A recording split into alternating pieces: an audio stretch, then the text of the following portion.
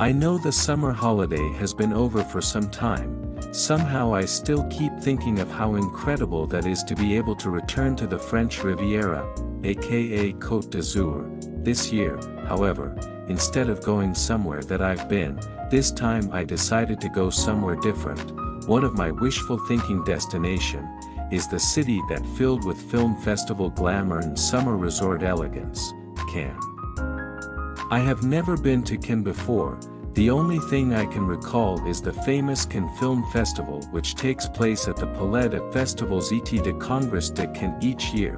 While I didn't watch every single one of it in detail, the grand gathering of the most important movie stars from all over the world, making their appearance on the classic grand red carpet and the stairs at the entrance, flashing cameras on both sides of the red carpet like sparkling stars contrasting the black outfit worn by those photographers and press. The fairy tale-like atmosphere looks so surreal and sublime, and I always imagine how does it feel to be there. But that's not the only motivation that I had and makes me wanted to go to Cannes. There are two more reasons that motivates me to go actually.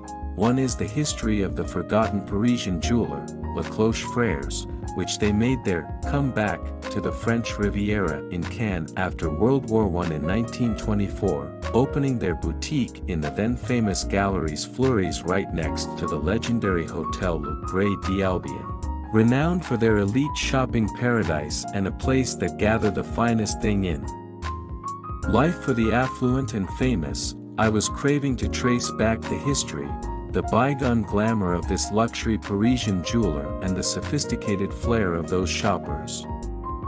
The other one is after watching the clip from The Light of Cannes by haute couture brand Elie Saabs during the pandemic period.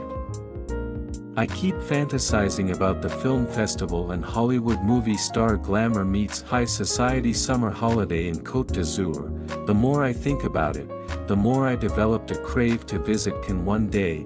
Therefore, in July this year, I was fortunate enough to realize my dream. As a first-timer to Cannes, of course I stopped by some of their iconic, and sometimes touristic, places. As mentioned at the beginning, I am pretty sure that no one will miss Palais de Festivals et de Congrès de Cannes, where not only one can find the handprints of some of the famous movie stars in the world.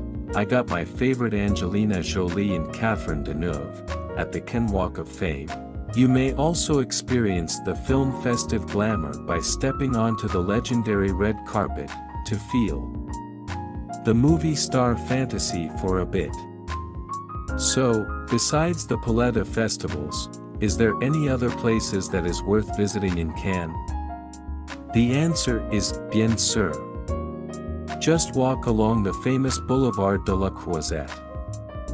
Not only it'll take one to experience the summer resort vibe uniquely from the French Riviera along the coastline, to feel the sun and the breeze from the deep blue Mediterranean Sea, you can also experience the luxury fashion glamour along this grand boulevard with all the famous fashion boutiques on one side, while the vibrant summer beach on the other. Speaking of the beach, Cannes has numerous beautiful beaches located along the coast, such as Plage Mace and the Croisette Beach, but there's also a smaller ones which they are also beautiful enough to let you experience the Riviera luxury summer resort flair. If you can go all the way the Boulevard de la Croisette and down to the place Franklin Roosevelt, that's where the famous elite members club, Palm Beach Cannes, and the smaller beach called Bijou Plage locates. I cannot make it there as my schedule is super crazy and tight, but as far as I know, that's the place not only for the summer beach but also a romantic sunset dinner venue, to experience the glamour of Cannes in another way.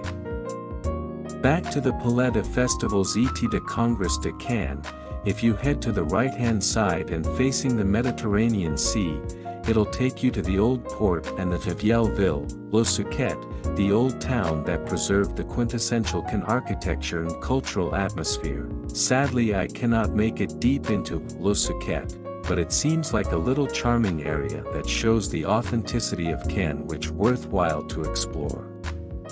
I can barely make it to the Old Port, and enjoy the leisure atmosphere of Cannes at the Place du General de Gaulle, also walk down on one of the famous Main Street, Rue Diadebre, where countless of restaurants located along both sides of the street as well as small boutiques and souvenir shops.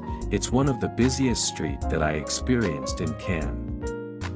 There are some other places that I'd like to go when I was in Cannes, but sadly that's the best I can go with my limited time. Perhaps you might ask if I would like to revisit Cannes again. I can undoubtedly answer yes, and I think that it might be better to spend 3 days solely in Cannes, to experience more about this beautiful city without visiting like checkpoint tourism in a rush. In the end, Cannes is a unique resort destination that combined film festival glamour, the sumptuous French Riviera summer resort feel, and the high society elegance that derived from its history being the most sought-after holiday destination for the affluent, intellectual, elite and famous in the past. Spending a summer holiday in Cannes, even a brief one, is one of the best things I set for myself this year. If you have been in Cannes before, then do share with us about how did you like this city. And where is / are your favorite spot?